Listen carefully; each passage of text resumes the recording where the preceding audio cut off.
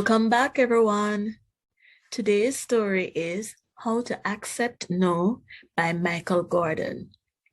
Now, this is a wonderful story, and it really helps us with our social and emotional skills. Now, do you see the little boy on the cover? His name is Josh, and we're going to find out exactly how to accept no as Josh goes about his day. Let's begin.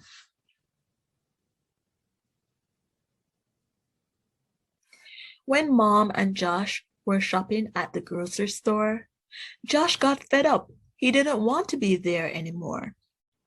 As Mom stood in the long checkout line so she could pay, Josh complained that shopping was ruining his day.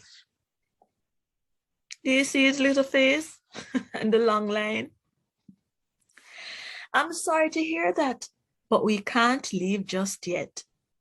Josh didn't like Mom's response and got quite upset. I want to go home now. I don't like this place. Josh clenched his fists into balls and got red in the face.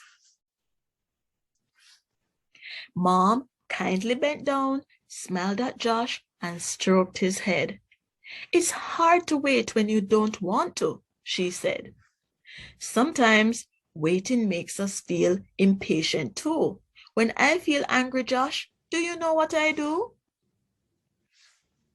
I get rid of those feelings by stomping on the floor. I imagine I'm a T-Rex, a big dinosaur. So Josh tried stomping like a big beast might do. When he felt better, he went back to Mom in the queue. Josh told Mom her idea worked. He no longer felt mad, but he was tired and wanted to go home. He was now feeling sad. You need a hug, Mom said, and she squeezed him tight. That made Josh feel better, and he giggled with delight.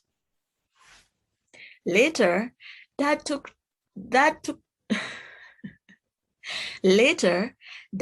Josh to the community center to play. Josh knew just which toy he wanted to play with that day. At the play center, the big blue truck is his favorite toy, but this time it was in the hands of another little boy.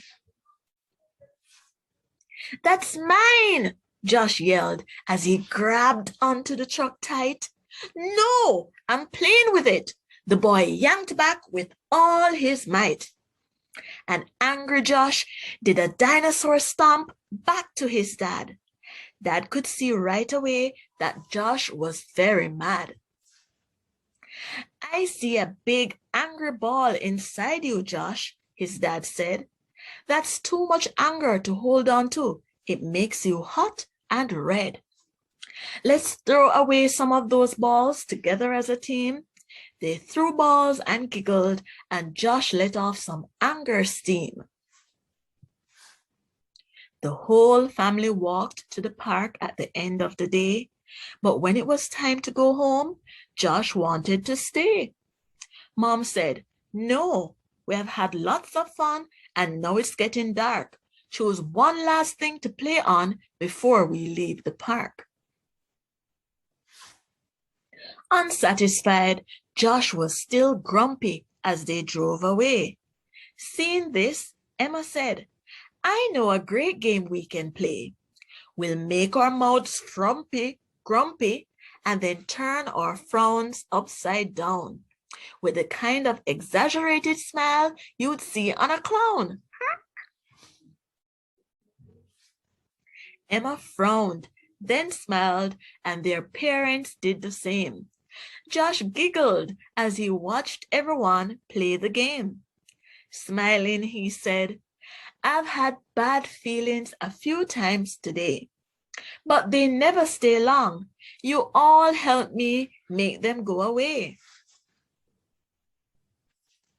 The end. No, Josh was mad, then sad, then angry and grumpy. All of those feelings can feel so overwhelming, so big in us, but there are so many different ways that we can work through those feelings.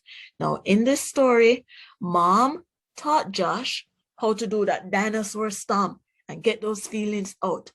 His dad showed him that the feelings can be like a ball, an anger ball, and you can throw them out.